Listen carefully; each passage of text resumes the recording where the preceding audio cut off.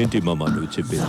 నిజమలడు, ఇన్నేళ్ల నీ నిరీక్షణ ఫలించబోతోంది. ఆ నిజాం నగలే మైసూరుకు వచ్చాయి. ఆయుధాలు పదును పెట్టు, అనుకున్నది సాధించు, నీ దుబాయ్ కోరిక నెరవేర్చుకో. ఈ రోజు కోసమే కదా మామ ఇన్నాళ్లుగా ఎదురు చూసింది. వచ్చాక వదులుతానా? అది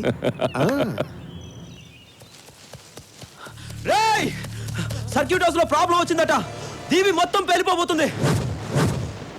2 నిమిషాల్లో అవతల దీవికి వెళ్ళిపోండి.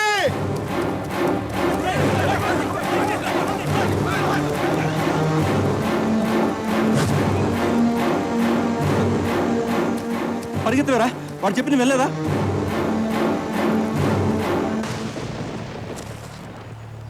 చిరుతపులి కూడా 2 నిమిషాల్లో 5 కిలోమీటర్లు పరిగెత్తలేదురా. అయితే చావు గురించి ఎదురు చూస్తూ ఇక్కడే ఉందామా? మన చుట్టూ ఉన్న బాంబులన్నీ డిఫ్యూజ్ చేస్తే ఉన్న చోటే కదలకుండా ప్రాణాలు కాపాడుకోవచ్చు.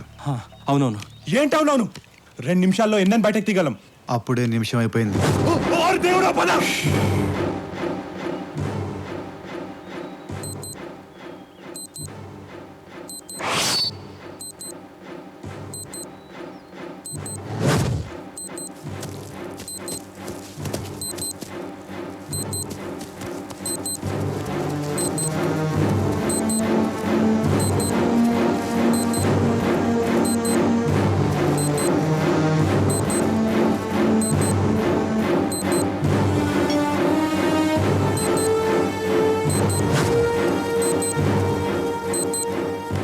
శభాష్ ద్రోణ.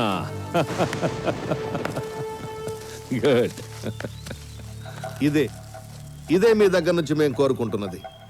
యుక్తి లేనిదే ఎంత శక్తి ఉన్నా ఏమీ చేయలేం. ఏమంటావు సర్కార్? Come with me. Come on, my dear boys. Come on.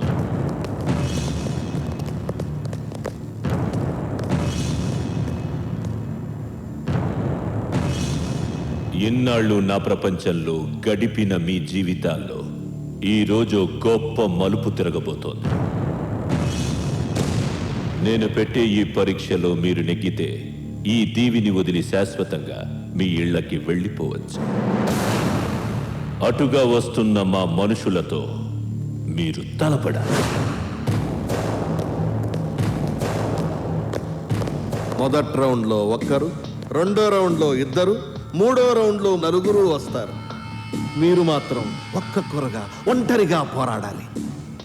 చేతుల్ని ఆయుధాలుగా వాడతారు, చేతుల్లోకి ఆయుధాలే తీసుకుంటారు. మీ ఇష్టం. ఎవ్వరు ప్రాణాలతో వదలకూడదు. చంపడమో చావడమో జరగాలి. వద్దురా, వాళ్ళను ఓడించలేవు, చంపేస్తారు. ఆ చావుకు ముందు ఒక్కసారైనా అమ్మ నాన్నల్ని చూడాలనుందిరా. గెలిస్తే మళ్ళీ కలుగుతాం, ఓడిపోతే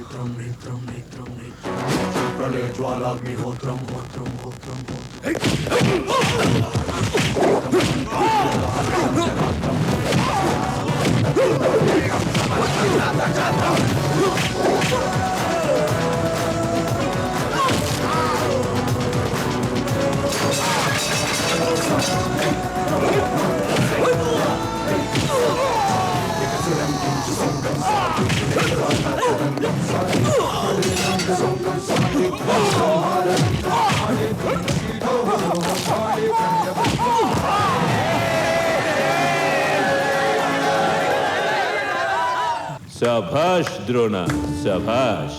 నీలో బుద్ధి బలమే కాదు, కొండని ఢీకొనే కండబలం కూడా ఉంది. అందుకే మా వాళ్ళందరినీ ఓడించగలిగావు. నీకిచ్చిన మాట ప్రకారం నిన్ను మాత్రమే కాదు, బోసుని, విక్రమ్ని ఇంటికి పంపించబోతున్నాను. But one condition.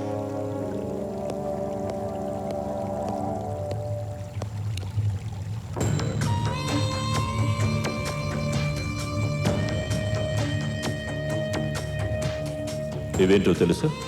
ప్రపంచంలోనే అతి విలువైన నిజాం నగలు. వీటి విలువ వేల కోట్లలో ఉంటుంది. ఇవి సెంట్రల్ గవర్నమెంట్ హ్యాండ్ ఓవర్లో ఉంటాయి. కానీ అప్పుడప్పుడు వీటిని ఎగ్జిబిషన్లో పెడుతుంటారు. అలా 10 సంవత్సరాల క్రితం హైదరాబాద్లో పెట్టారు. చిన్న చిన్న దొంగతనాలు చేసుకునే నేను వీటిని చోరీ చేసి దుబాయ్కి వెళ్ళి సెటిల్ అయిపోదామని ప్లాన్ చేశాను. కానీ నా ప్లాన్ ఫెయిల్ అయి నన్ను జైల్లో పెట్టారు. ప్రయత్నం దెబ్బతిన్న వలయాన్ని మాత్రం క్షుణ్ణంగా గుర్తుపెట్టుకున్నాను. వాటిని కాజేయాలంటే ఆశ మాత్రమే కాదు, ఆలోచన కూడా ఉండాలని తెలుసుకున్నా. అందుకే జైలు నుంచి తప్పించుకున్నా. శక్తితో పాటు యుక్తిలో కూడా గొప్పవాడైన అస్త్రం లాంటి ఒకడిని తయారు చేసుకోవాలనుకున్నాం.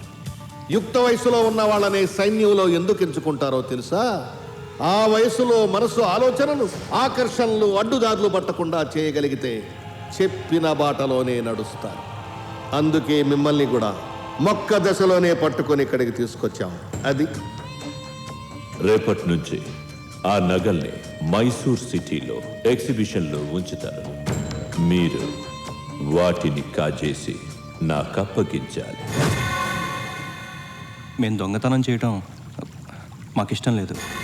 1 కాదు, 2 కాదు, 10 సంవత్సరాలు చట్టం నుంచి తప్పించుకుని దేశం నుంచి పారిపోయి ఇలా మారుమూల దీవెనెంచుకొని ప్రపంచం దృష్టి పడకుండా గుట్టుగా ఈ సామ్రాజ్యాన్ని ఇంతకాలం నడపడానికి కారణమేంటో తెలుసా? నగలు. కేవలం నగల కోసమే ఇదంతా చేశాను. ఇన్నేళ్ల కల నెరవేరబోతున్న టైంలో మీరు అడ్డు తగిలితే ఊరుకుంటాననుకున్నారా? అవసరం మందైనప్పుడు బెదిరింపులు పనికిరావు సర్కార్. పిల్లగాలికి మొక్క కదులుతుంది కానీ మాను చెక్కు చెదరదు. నమ్మకం అనే మోతాదు పెంచు. నీ కల నిజం చేస్తే మిగతా వాళ్ళందరినీ వదిలేస్తానని చెప్పు.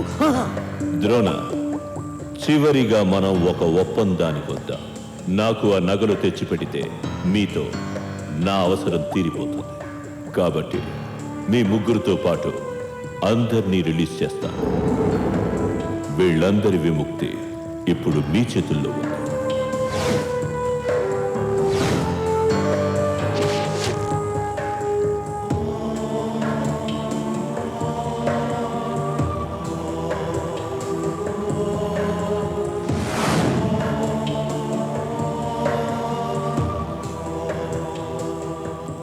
నగలు తెస్తే నిజంగానే అందరినీ వదిలేస్తావా? నిజాం నగలు బీదొట్టు. అయితే మేము వెళ్తాం. సభాష్. అడవిలో పెరిగిన మనసున్న మనిషి అనిపించుకున్నా.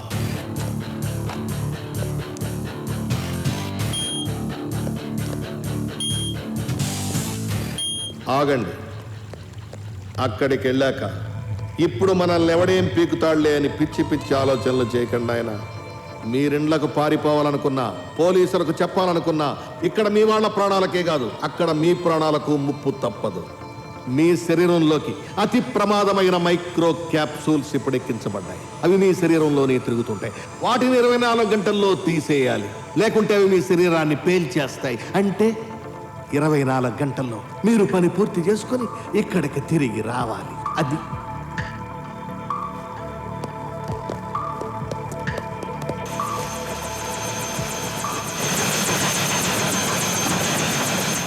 ద్రోణం జాగ్రత్త.